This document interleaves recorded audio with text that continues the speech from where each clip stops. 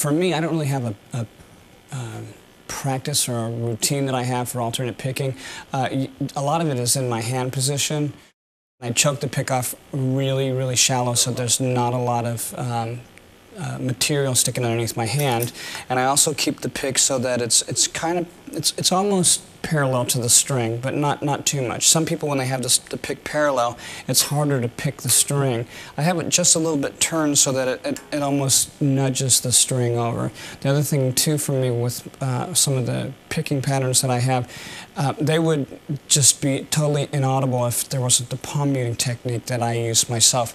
I like to put the bridge of my hand right here, the meat of it, right across the bridge of the pickup, I mean the bridge there, and just kind of roll it forward to dampen the strings. It's different amounts that I roll it forward to deaden the strings. Like the more that I go up there, sometimes I'll just completely choke the string off, like in Train of Consequences.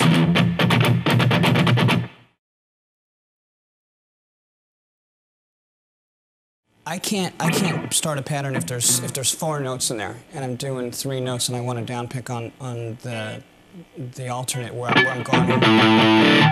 Because of the timing, I'm going to do the 4th note. It's going to be the same thing.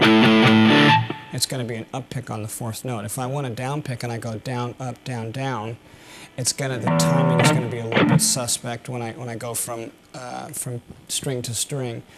Sometimes I'll start with an up pick and then go down. So I try and keep it as flowing as possible in between notes. And the other thing too is I cheat a lot when you're asking me how I go back and forth between strings. I'll anchor my finger either on the pickup ring or on the strings.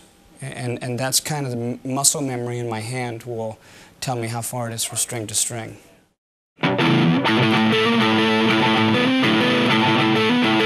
Something like that.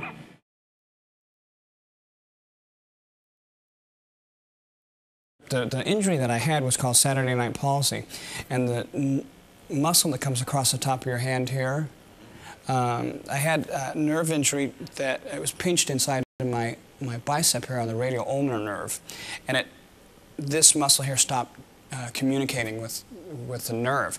So when my hand was in this position, so the palm was facing up, I could pull the muscle up this way, I could close my hand and everything like this. If my hand was in this position where the palm was facing down, I couldn't do nothing. It just hung like that.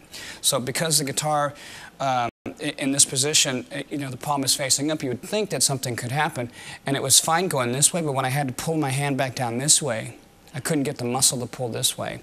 So some of the things that I did when I was trying to rehabilitate my arm, and this would be, I mean, for any guitar player who's injured their arm and they think it's the end of the world, it's not. Sometimes you just have to, learn how to play again. I did a lot of physical therapy, which is a lot of stretching exercises, a lot of gripping exercises, a weird wheel that they had. It was like a mesh thing, and you just do these gripping exercises. So having said that, as the muscle came back, I just started doing basic picking patterns, all the block-headed stuff you learn in the beginning. It was just stuff like that.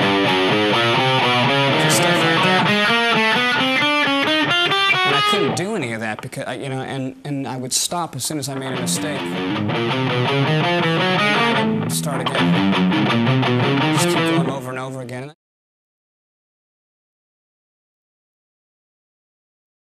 Some of the things that my teacher had showed me, the guy's name is Rick Flouting, and he's done some orchestration work with the London Philharmonic Orchestra. He's a jazz player and a classical player. He may not be, super renowned or anything like that, but for me, he was really good and had the right attitude. If I'm going to go and put myself in the hands of a teacher, I don't want to be with some guy that's going to show me something wrong in the first place. The thing for speeding up for me was pulling my fingers in this way and also not holding on here. And another thing, too, for fingering is, I was going across the frets like this, and he had said that if I turn my hand this way, it'll be better for me. Because my guitar hangs really low, it's kind of hard to change that, but I try and do it as much as I can to discipline myself. When I was in Metallica, I had brought this riff to them that I had invented. And nobody had ever seen this before. It was called Spider Riff.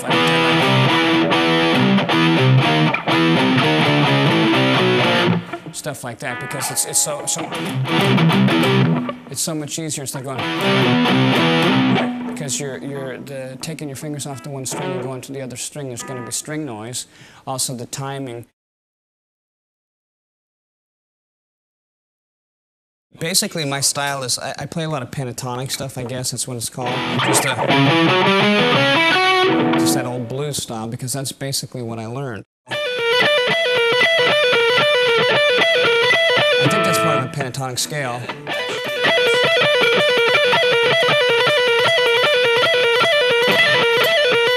And then that's basically all those scales. If I did it really slow up here.